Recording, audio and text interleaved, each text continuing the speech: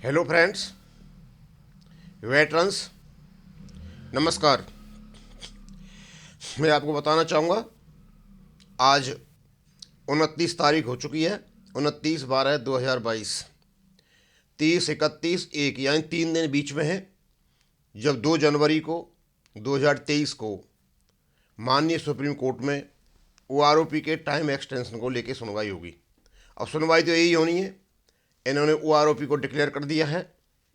वह कहा जाएगा कि हमने डिक्लेयर कर दिया है, हमें 90 दिन का टाइम चाहिए इसको लागू करने के लिए। इनको टाइम मिल जाएगा और वहाँ से थोड़ी देर का काम है, सारा हो जाएगा। एक्सपेक्टेड यही है।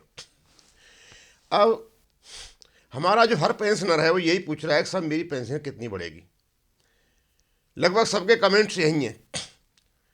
मैं आपको एक बात बताना चाहता हूँ कि जो कैलकुलेशंस आपको यूट्यूब पर विभिन्न प्रकार से दिए जा रहे हैं, जो PIB के फिगर से अलग हैं, उसको वही जाने वो कैसे दे रहे हैं, क्योंकि उनकी कोई सत्यता तो है नहीं, कोई फैक्ट्स पर आधारित है नहीं। और मैं भी आपको क्या कैलकुलेशन बता सकता हूँ, बस यही कह सकता हूँ कि PIB की जो फिगर्स हैं, जिन सर्विसेज के लिए दे रखे हैं, जो रैंकों के लिए दे रखे हैं, और हमने जो उसका परसेंटेज का निकाला कितना बढ़ रहा है, वो आप अपने उसमें परसेंटेज बढ़ा करके निकाल सकते हो। जैसे हम बताया था कि सिपाही का 11.47% आ रहा है, नायक का 14.51% आ रहा है, हवलदार का 8.55 आ रहा है, जिसका हमने एक वीडियो भी बनाया था कि ये गलत है। नायब सूबेदार का 10.6 आ रहा है और सूबेदार मेजर का 12.15 आ रहा है। यही रैंक वहाँ पर दे रखे हैं। लेकिन मैं अपना एक आपको आइडिया बता देता हूँ, क्योंकि यदि ये फिगर्स हैं और जिस सर्विस के लिए दे रखे हैं, OROP 1 में इनको कम परसेंटेज मिला था और जिनकी कम सर्विस थी उनको ज़्यादा परसेंटेज मिला था। अब इस बार क्या होगा? क्या इनकी परसेंटेज ज़्यादा होगी कम सर्विस वालों से, या कम सर्विस वालों की परसेंटेज ज़्यादा होगी?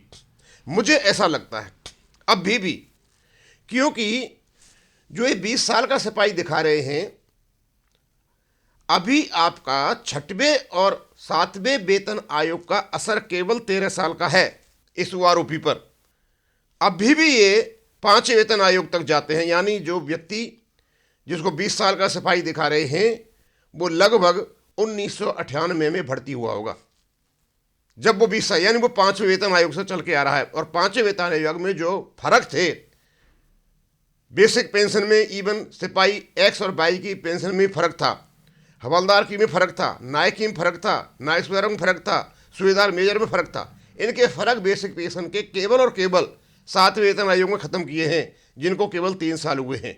और हम इसको 7वें वेतन आयोग की सेल्स के हिसाब से अपनी पेंशन काउंट कर रहे हैं। इसका मतलब यह है कि यदि हम ये माने कि क्या जो 6वें वेतन और 7वें वेतन आयोग का जो असर है, उस असर से क्या अभी भी जो जिनकी कम सर्विस है उनको ज़्यादा परसेंटेज मिलेगा? डेफिनेटली जिनकी कम सर्विस है उनको ज़्यादा परसेंटेज होगा और जिनकी ज़्यादा सर्विस है उनको कम होगा। अभी तो 24 साल का जो व्यक्ति होगा वो लगभग 5वें वेतन में शुरू हुआ होगा। कब शुरू हुआ होगा? वो शुरू हुआ होगा, यानी यदि 20 साल का व्यक्ति है तो 1998 में हुआ था, 4 साल 1994 में, यानी 1994 का मतलब होता है वो 4थे वेतन आयोग से चला हुआ व्यक्ति होगा। उस समय हल्की हल्की बेसिक पे हुआ करती थी। तो सीधा साधा मतलब है कि जो ये इन्होंने परसेंटेज दे रखा है, इस परसेंटेज ज़्यादा ही कम सर्विस करने वालों को मिलेगा। यदि नहीं मिलेगा तो मुझे नहीं लगता कि इतना बड़ा खर्चा कहाँ से आया। 23,658 करोड़ का तो एरियर है और उसके बाद 8,452 हजार करोड़ का इनका जो रनिंग जो एक्सपेंडिचर है वो है। तो इसका मतलब यही है कि जो कम सर्विस वाले हैं उनकी ज़्यादा परसेंटेज होगी और जिनकी ज़्यादा सर्विस है उनकी कम परसेंटेज होगी। लेकिन ये परसेंटेज ख़त्म हो जाएगी। अभी इसको ख़त्म होने में और 10 साल लगेंगे। 5 साल के बाद और कम हो जाएगी, 10 साल के बाद ये बिल्कुल ख़त्म हो जाएगी। जिनकी कम सर्विस होगी उनको कम फायदा होगा और जिनकी ज़्यादा सर्विस होगी उनकी ज़्यादा फायदा होगा। अब मेरे पास मैंने 2 कटआउट लगा रखे हैं और ये बहुत इंपॉर्टेंट थे। काफ़ी पेंशनर्स की हमारे पास रिक्वेस्ट आ रही हैं और दूसरा हमारे पास कुछ ऐसे जो ऑनरेरी रैंक्स हैं उनकी भी रिक्वेस्ट आ रही है, साहब ऑनरेरी रैंक पर भी एक वीडियो बनाइए, भारत सरकार को कहें कि ऑनरेरी रैंक की जो पेंशन है वो भी रेगुलर रैंक के बराबर की जाए, जैसे ऑनरेरी नायब सूबेदार और की गई है इस प्रकार की जाए। सबसे पहले तो मैं लगाता हूँ, एक मेरे पास ट्वीट है, हवलदार्स ऑफ एईसी और direct entry will never end retire in the rank of havildar as per present policy there will get 3 MACP promotions in case they do not get regular promotions, please do not misinterpret। चलो, ये कोई हवलदार है AEC के, इन्होंने बहुत अच्छा लिखा और बाद में ये भी कहा मिस इंटरप्रेट मत कीजिए। बहुत अच्छा किया, अदरवाइज कोई वैसा आदमी होता तो सीधा बोलता लोगों को डिफ्रॉड मत कीजिए, आप बेफूल मत बनाइए। हो सकता है मेरा मिस इंटरप्रिटेशन हो, लेकिन मैं आपको बताना चाहूँगा कि जो डायरेक्ट एंट्रीज हैं, हमें एक बहुत बड़ा गलतफहमी पैदा हो गई है। यदि हवलदार के साथ में ACP 3rd लगा हुआ है तो वो आदमी ये सोच रहा है कि मेरा प्रमोशन हो गया है और मैं सूबेदार मेजर हो गया हूं। इस गलतफहमी को दिमाग से बिल्कुल निकाल दीजिए। आपको उसकी पे और अलाउंसेज मिल सकते हैं, पेंशन मिल सकती है, उसकी सुविधाएं मिल सकती हैं, लेकिन आप सूबेदार मेजर नहीं हो। आप इवन इतनी पेंशन देने के बावजूद भी एक दिन का जो सूबेदार नायब सूबेदार उससे भी आप जूनियर हो। आपकी 24 साल की सर्विस में आप हवलदार ACP 3rd हो, लेकिन जो रिलीजियस टीचर आज जो भर्ती हुआ है उसका जो प्रमोशन हुआ है, उसको जो स्टार लगा हुआ है, वो आपसे सीनियर है। हवलदार ACP 3rd किसी भी हालत में सूबेदार मेजर नहीं है, वो केवल हवलदार ही है। आपने कहा है कि वो नहीं हो सकता, हाँ प्रमोशन हो जाता है वो तो अलग बात है, प्रमोशन नहीं होता है। और आपकी प्रेजेंट पॉलिसी में यदि आपको ACP 3rd भी मिल जाते हैं, आपका 24 साल तक सर्विस करके आते हो, तो आपके हवलदार के साथ ACP 3rd लगा है, आप हवलदार ही हो। हाँ, सुविधा आपको मिल सकती है, सुविधा आपको अलाउड है, सुविधा आपको आर्मी में मिली हुई है क्योंकि आप उसका ग्रेड पे ले जाते हो, लेकिन आप हवलदार ही हो। जिस रैंक के साथ में ACP या MACP लगा उसकी वही रैंक है, क्योंकि हवलदार ACP 1 किसी भी हालत में नायब सूबेदार नहीं है। रैंक केवल और केवल प्रमोशन से मिलती हैं, और आपको जो MACP मिला हुआ है केवल और केवल ये फाइनेंशियल अपग्रेडेशन है, ये पैसे का फायदा है, फाइनेंशियल बेनिफिट है। ये मिस इंटरप्रेट मैं नहीं कर रहा, मिस इंटरप्रेट आप कर रहे हो, आप अपने को सुधारिए। एक और है मेरे, और इस पर काफी चर्चा चली हुई है PMR पे, क्योंकि इसने बहुत कंफ्यूजन करके डाल दिया। पहले तो भारत सरकार ने डाल दिया, 7/11/2015 का जो इनका नोटिफिकेशन है उसके 4थे नंबर पैरा पे ये कुछ आर्मी रूल डालते हैं, और उसको 2 साल के बाद, कब 6/6/2017 को एक कॉरिजेंडम निकालते हैं और उसमें आप ये दूसरी धाराएं लगा देते हैं, और दोबारा जो धाराएं लगाई ये सही हैं, ये हमने इनको चेक भी किया हुआ है मुझे। तो मैं बताना चाहूँगा, वो कहते हैं जिस दिन से अग्निवीर को फौज में इंडक्ट किया गया था उस दिन तक PMR वालों को कंसिडर करना चाहिए, नहीं तो जो लोग LMC के साथ ऑन रिक्वेस्ट आए उनको ORP2 मिलना चाहिए, क्योंकि इनकी डिसेबिलिटी एलिमेंट AGI मिला ही नहीं था, गवर्नमेंट को फायदा हुआ था। मैं ये बताना चाहूँगा, ये कल्याण जी, पहली बात तो ये है, कभी आपको मैं बताऊंगा कि जो लो मेडिकल कैटेगरी में आए हुए व्यक्ति हैं उन पर PMR लागू नहीं होता, क्योंकि वो आर्मी रूल उन पर लागू होता ही नहीं है। जब एक बार आप लो मेडिकल कैटेगरी से आप जब डिस्चार्ज लेते हो तो आपकी प्रक्रिया दूसरी होती है। उस समय आपको जो रिलीज मेडिकल बोर्ड के लिए भेजा जाता है, और आपकी जो सेल्टर अपॉइंटमेंट वगैरह ये प्रक्रिया शुरू हो जाती है। और जैसे ही वो शुरू होती हैं तो सेल्टर अपॉइंटमेंट को या तो आप रिफ्यूज करो या आपको आपके कमांडिंग ऑफिस दे नहीं, इन दोनों ही कंसीडरेशन में आपको इनवैलिडिटी केस माना जाता है, इसलिए आप PMR कैटेगरी में नहीं आते हो। इसलिए लो मेडिकल कैटेगरी जितने भी लोग हैं उनका आर्मी रूल अलग है, और उस आर्मी रूल को इस यहाँ पे PMR कैटेगरी में नहीं रखा गया है। अब मैं आपको बताना चाहता हूँ कि ये PMR केसेज सबसे पहले इन्होंने जो नोटिफिकेशन था 7/11/2015 को जो निकाला गया था उसकी लैंग्वेज बताता हूं क्या थी। Personnel who opt to get discharge henceforth on their own request under rule 13(3)(1) item 1B 13(3)(1) item 4 और rule 16B of the Army Rule 1954 or equivalent Navy or Air Force rules will not be entitled to the benefits of OROP. It will be effective prospectively.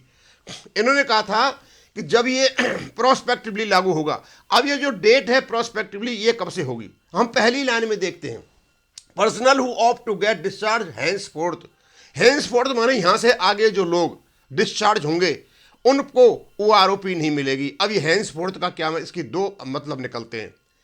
एक तो जिस 1/7/2014 को जो OROP देने जा रहे थे उसके बीच में जिक्र हुआ है तो क्या इसको 1/7/2014 तक लागू होगा और 2014 के बाद खत्म हो जाएगा? एक तो हैंसफोर्थ का मतलब होता है 2/7/2014 और दूसरा हैंसफोर्थ का मतलब यह भी निकलता है कि इसका जो नोटिफिकेशन निकला था 7/11/2015 को निकला था, तो क्या उस डेट से हैंसफोर्थ लिया जाए या 2/7/2014 से लिया जाए? इन्होंने 2/7/2014 से ले रखा है। क्यों? कि ये एक लीगल केस बन जाता है कि यदि आपको निकालना था तो पहले हमको बताना था। अब बताया तब माना जाएगा जब इनका 7/11/2015 का नोटिफिकेशन निकला है। और आगे इन्होंने एक और प्रॉब्लम की कि हाँ, इन्होंने गलत आर्मी रूल को मेंशन कर रखा है और इनको बाद में इनको सुधारा है कॉरिजेंडम लेटर के द्वारा। तो इसका मतलब ये हो गया कि यदि आपने गलत धाराएं लिखी हैं और बाद में ठीक किया है तो लोग ये भी कह सकते हैं कोर्ट में हमें पता नहीं था, इनको पहले बताना चाहिए था, हम डिसीजन लेते। तो ये लीगली 6/6/2017 को जब इन्होंने सही किया इसको, वहां तक भी लीगली इसको कोर्ट में ले जाया जा सकता है। अब मैं आपको बताता हूं इन्होंने क्या क्या किया है। ये जो रेड में मेनू ऊपर लिखा हुआ है, नीचे भी रेड में लिखा हुआ है कि इसको फॉर और रीड, यानी इसके लिए ये पढ़ा जाए। अब कौन कौन से हैं देखो, ये 13(3)(1) और आइटम 1B की जगह आप इसको पढ़े 13(3)(1), जो रोमन में जो फर्स्ट होता है फर्स्ट, आइटम फर्स्ट B, ये पढ़ा जाए। और दूसरे के लिए आपको 13(3), ये अब अलग से लगाया हुआ है, दूसरा ये नहीं था पहले। 13(3)(2) रोमन में सेकंड एंड आइटम 1B, और तीसरा है 13(3) थर्ड, आइटम में 4। इनको यदि आपकी डिस्चार्ज बुक में यदि ये मेंशन है इनमें से कोई भी, तो आप पीएमआर कैटेगरी में आओगे। इस कैटेगरी में कोई भी लो मेडिकल कैटेगरी नहीं रिलीज होगा। ये केवल उनके लिए है जो बिल्कुल मेडिकली फिट है, सेफ 1 है, और वो प्राचीन काल में जो कैटेगरी ए में आया करते थे। अब एक बात बता देता हूं, जहां भी बी लगा हुआ है, क्योंकि आर्मी रूल हमने जब देखा जहां ए लगा हुआ है वो अपनी पूरी सर्विस करके आ रहे हैं, जहां भी आर्मी रूल के साथ बी लगा हुआ है वो प्रीमेच्योर है। पहले वाला जो है ये जेसीओज के लिए है, जूनियर कमीशन्ड ऑफिसर्स, 1954 का जो आर्मी रूल है। दूसरा वाला जो है बी, और दूसरे नंबर पर जो है हरे में, ये है वारंट ऑफिसर्स के लिए, शायद इसी में आपके नेवी वाले आते हैं, इक्विवेलेंट रैंक्स वाले। और तीसरा जो दे रखा है ये पर्सनल बिलो ऑफिसर रैंक, यानी ये जो जेसी ओआरस के लिए, अदर रैंक्स के लिए है।